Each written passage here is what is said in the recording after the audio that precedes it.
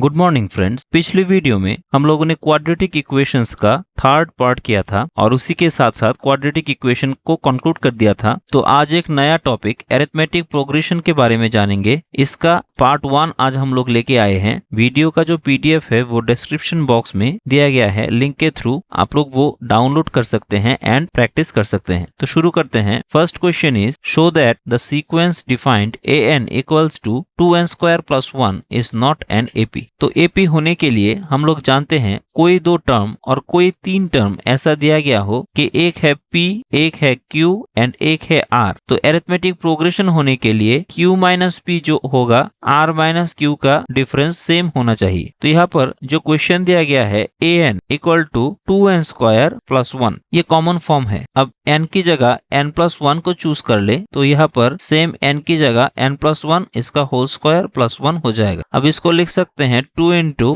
n² + 2n + 1 and 1। तो यहाँ से कैलकुलेशन करने पर आ जाएगा 2n² + 4n + 3। अब यहाँ से an+1 माइनस an करे तो यहाँ से आ जाएगा 2n² + 4n + 3 माइनस 2n² + 1। तो यहाँ से लिख सकते हैं 2n² + 4n + 3 माइनस 2n² - 1। तो ये 2n² कैंसिल आउट हो जाएगा और यहाँ से लिख सकते हैं 4n - 1। अब यहाँ पर n इक्वल्स टू 1 ले ले तो देख सकते हैं इस फॉर्मेट में बिठा दे n की जगह 1 + 1 और यहाँ पर ओनली 1। तो ये हो जाएगा 4 × 1 - 1। Therefore a2 - a1 equals to 4 × 4 - 1 that means 3। अब n इक्वल्स टू अगर 2 ले ले तो यहाँ से देख सकते हैं a सबस्क्रिप्ट की जगह हो जाएगा 2 + 1 माइनस n की जगह 2 इक्वल्स टू 4 n की जगह 2 - 1। Therefore 4 × 2 8 - 1 equals to 7। तो यहाँ से हम दिख सकते हैं a 2 + 1 3 एंड a यहाँ पर 2। तो a3 - a2 आ गया 7 एंड a2 - a1 आ गया 3। तो since a3 - a2 not equal to a2 - a1 therefore ये जो सीक्वेंस दिया गया है an इक्वल्स टू 2n² + 1 ये एक AP that means arithmetic progression नहीं होगा। एंड हेंस द प्रूफ हम यहाँ से भी कर सकते थे कि सिंस an+1 माइनस an का वैल्यू कोई एक कांस्टेंट नहीं है, ये एक डिपेंडेंट वैल्यू है जो n के ऊपर डिपेंड करता है। देखिए n जब 1 है तो इसका वैल्यू आया 3, जब n 2 है तो इसका वैल्यू आया 7। तो ये डिपेंड करता है n के ऊपर, लेकिन अरिथमेटिक प्रोग्रेशन होने के लिए ये इंडिपेंडेंट होना चाहिए, मतलब कोई एक कांस्टेंट आएगा फिक्स्ड। तो सिंस ये कांस्टेंट नहीं है देयरफॉर ये एपी नहीं होगा and hence the proof. Second question is the general term of a sequence is given by an equals to -4n + 15 is the sequence is an AP, if so find the 15th term and the common difference. तो यहाँ से जो form दिया गया है an equals to -4n + 15। अब यहाँ से an की जगह n+1 क्या होगा देख लेते हैं। -4 n की जगह n+1 + 15। तो ये हो जाएगा -4n -4 + 15 देयरफॉर -4n + 11। अब n+1 माइनस an करे तो ये आ जाएगा -4n + 11 माइनस -4n + 15। तो यहाँ से 4n -4n + 11 + 4n -15। तो यहाँ से +4n -4n cancel out and यहाँ से -4 हो जाएगा which is a constant। Therefore यहाँ से हम लोग बोल सकते हैं कि the sequence an -4n + 15 is an arithmetic progression. अब सिंस अरिथमेटिक प्रोग्रेशन है यहाँ से बोला गया है 15 टर्म क्या होगा, तो इस n की जगह हम लोग 15 को बिठा दे तो यहाँ से आ जाएगा -4 × 15 + 15। तो ये आ जाएगा -60 + 15 इक्वल्स टू -45 एंड जो कॉमन डिफरेंस ये ऑलरेडी हम लोगों ने ट्रेस आउट कर लिया वो है -4 and hence the answer. Third question is find out the following sequence is arithmetic progression और नॉट। यहाँ पर एक सीरीज दिया गया है, आप लोगों को बोला गया है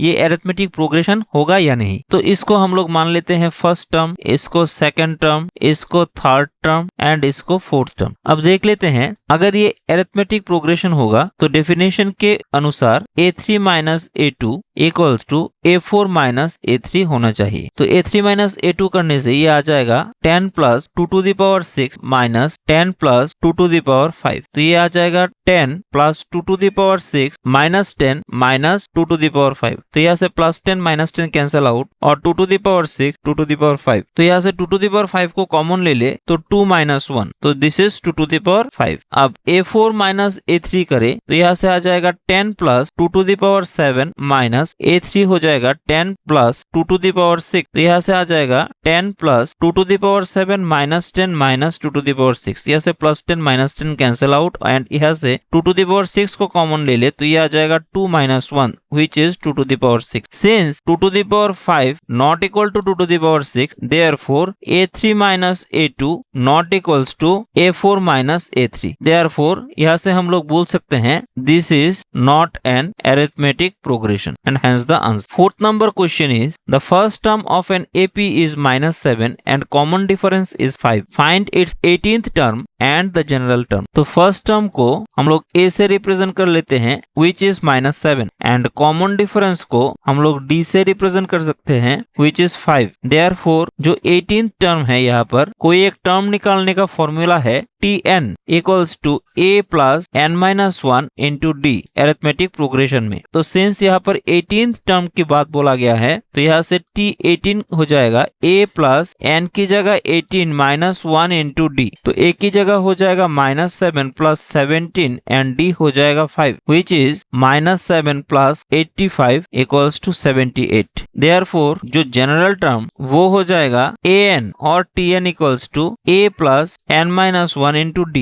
तो यहाँ पर फर्स्ट टर्म है -7 प्लस n minus 1, यहाँ पर D है 5। तो this is -7 5n minus 5 which is 5n minus 12। This is the general term of the arithmetic progression and hence the answer. Fifth number question is determine the 10th term from the end of the AP 4 9 14 254। मतलब यहाँ पर एक arithmetic progression का series दिया गया है, आप लोगों को 10th टर्म निकालना है from the end। मतलब यहाँ से हम लोग ले तो first term second term third term ऐसे करके आप लोगों को लास्ट से लेना है first term second term third term fourth term करते करते 10th टर्म क्या होगा। तो दिया गया है given arithmetic progression is 4 9 14 dot dot dot ऐसा करते करते 254। तो here first term A equals to 4 and common difference D equal to 9 minus 4 that means second term minus first term equals to 5। आप लोग देख सकते हैं हर एक टर्म में 5 का डिफरेंस है, यहाँ पर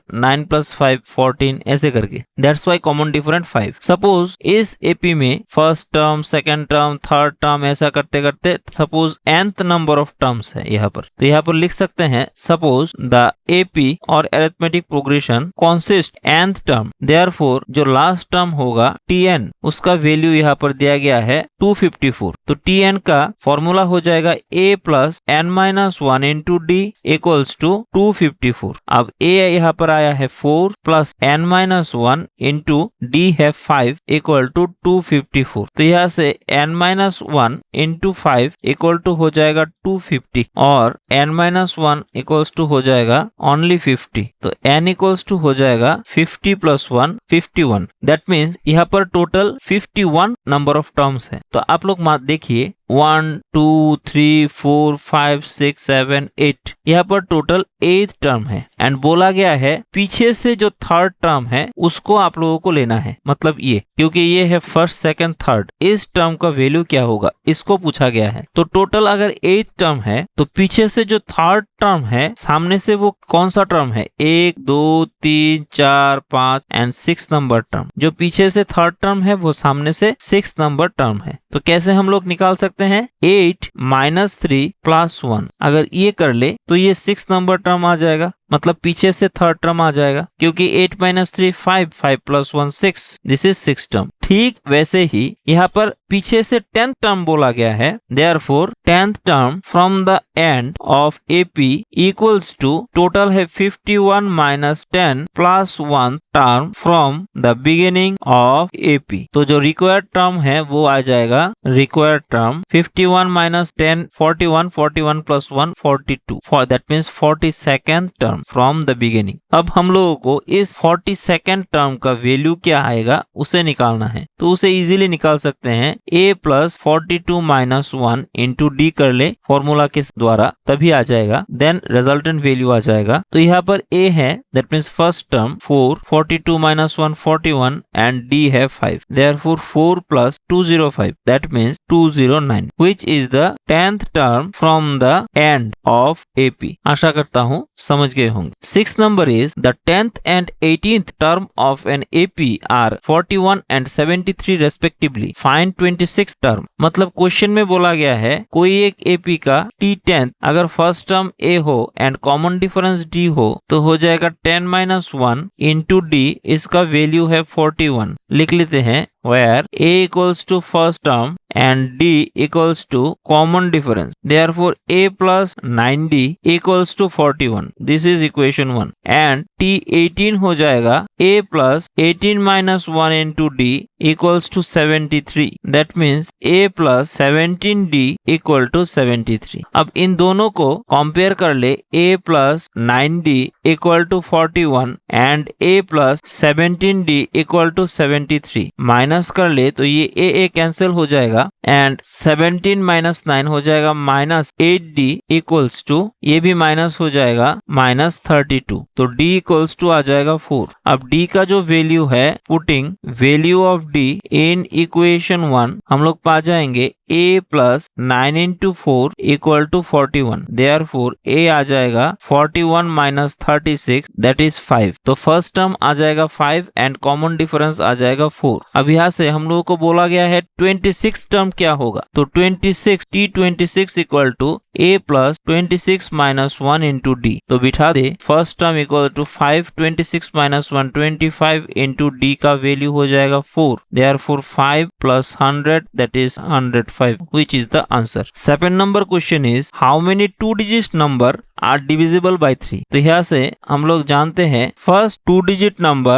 divisible by 3 is what 12, क्योंकि 12 को 3 से डिवाइड करे तो 4 आता है, and last 2 digit number divisible by 3 is what 99। तो यहाँ से बोल सकते हैं फर्स्ट टर्म जो होगा A इक्वल टू वो हो जाएगा 12 and second 2 digit number divisible by 3 is what 15, therefore इस AP का जो कॉमन डिफरेंस आएगा वो हो जाएगा 15 minus 12 equals to 3 and last जो डिजिट है वो मान लेते हैं यहाँ पर nth डिजिट, मतलब nth digit is divisible by 3, therefore Tn equal to last digit हम लोग जानते हैं 99। तो यहाँ से Tn इक्वल्स टू लिख सकते हैं A plus n minus 1 into D equal to 99। तो फर्स्ट टर्म हो जाएगा 12 प्लस n माइनस 1 D हो जाएगा 3 इक्वल्स टू 99। तो हियर हम लोग लिख सकते हैं n minus 1 into 3 equal to 99 minus 12 equals to 87, therefore n minus 1 equal to 87 by 3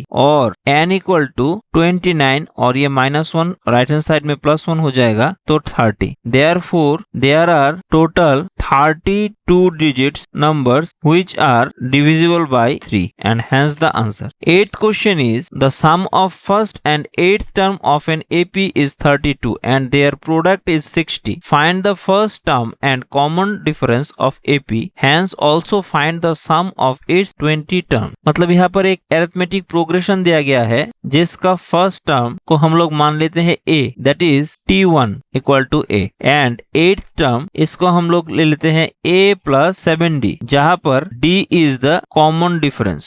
अब क्वेश्चन में दिया गया है कि first term and 8th term का सम करे तो ये 32 देता है, that means T1 plus T8 equal to 32, therefore A plus 7D equal to 32, therefore 2A plus 7D equal to 32 और यहाँ से D इक्वल टू लिख सकते हैं 32 माइनस 2a/7, इसको इक्वेशन 1 दे देते हैं। एंड सेकेंड कंडीशन से बोला गया है देयर प्रोडक्ट इज 60, मतलब फर्स्ट टर्म एंड 8 टर्म का प्रोडक्ट करे तो 60 आ जाएगा। Therefore a into a plus 7d equals to 60। तो यहाँ से लिख सकते हैं a square plus 7a into d equals to 60। तो यहाँ से लिख सकते हैं 7a into 32 minus 2a/7 equals to 60। तो यहाँ से फिर से लिख सकते हैं a square plus 32a minus 2a square equals to 60, क्योंकि ये 7 एंड 7 कैंसल आउट हो जाएगा। और यहाँ से हो जाएगा